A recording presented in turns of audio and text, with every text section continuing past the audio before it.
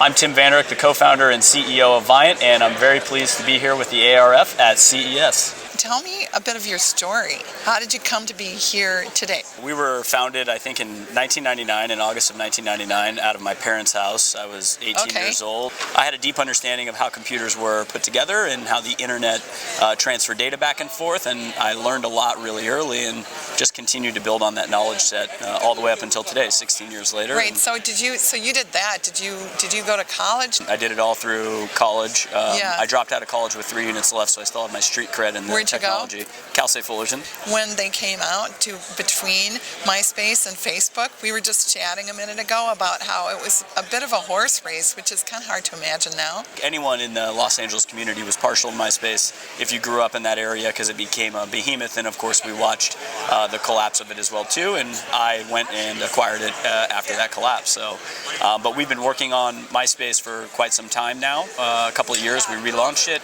The traffic numbers have been great, and I think we've been able to do what everyone said we couldn't do, which is make it survive and make it a living value. So reel off some of the numbers. They're pretty impressive. Yeah, on any given month in the United States, we have 30 to 50 million consumers in the United States that come back. 57 million in one. Yep. What's really happening on Myspace, it's not me connecting and telling you about my day, it's photo viewing. Similar to the other social platforms that are out there, we have 15 billion photos. Yeah, 15 billion photos from 1 billion consumers, and they're about 5 to 10 years old, and consumers come back and they want access to those old photos. So what are people doing on Myspace? They're coming and looking at their photos that we house and have stored for them. I have to think you encountered failure.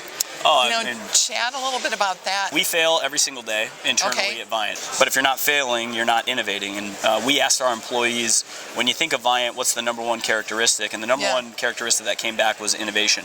The only way you can innovate is if you're trying things new every single day. Once we found something out, we felt before the rest of the world knew. We have an internal saying that you have 6 months to execute on that before someone else brings it to market. The reality is you don't know where the disruption is going to come from to your own business or what you could do to other businesses.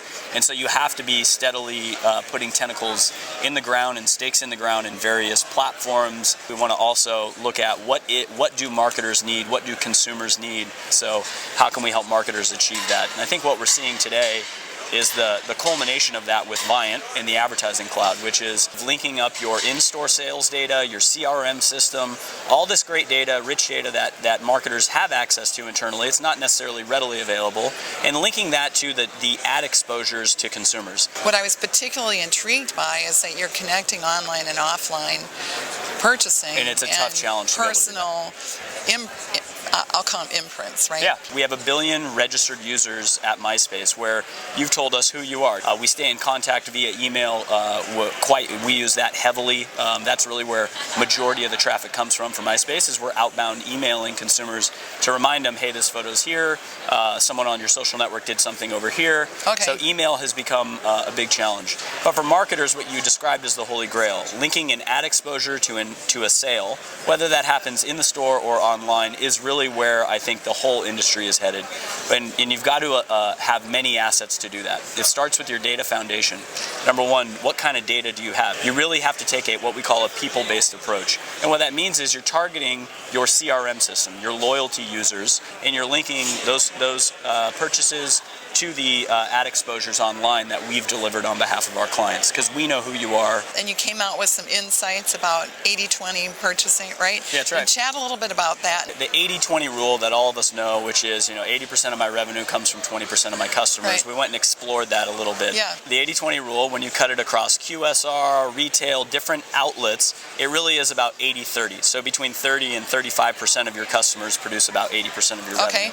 And what this is leading marketers to do is to take this new first-party data approach. And we've got a lot of talk and discussion around first-party data. What that really means is it's the consumers who have a direct relationship with your brand, your customers. And so the partnership with Nielsen, the big Pareto law, instead of 80-20, we found it's actually the 80-30 rule. How do you pace change? What I task myself with is the pressure internally to come up with the vision of what is the next thing. When we talk about vision, it's about non-linear next step. If you looked at internally our product roadmap, the list actually is probably 20 pages long of various ideas. And what you find when you are are focusing on innovation, you can't. Sometimes things are too early. What's it like to be in a family business? Yeah, I think working with your brothers, one of the big advantages that you have is an inherent trust in what they're telling you. It really gives you that confidence to bounce things off of them nonstop. You're not afraid to say something stupid when it's your brother. The culture in our business really stems from the fact that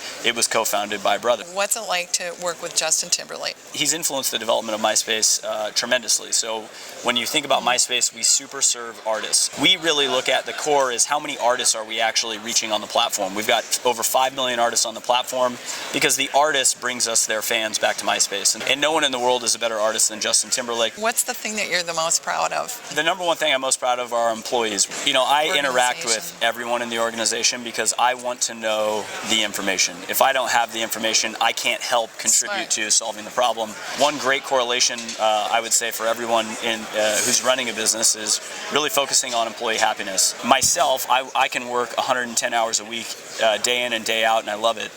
But everyone else, not everyone's built that way. And what we found is the happiness inside of the workforce improved tremendously, and it directly correlated to the financial results we were able to produce. And I think for us, internally in our organization, we probably have a longer tenured employee than most in the ad tech space. I think that's part of the culture that drives our innovation ahead of everybody. That's your legacy. That's right. In 2016, what's your prediction?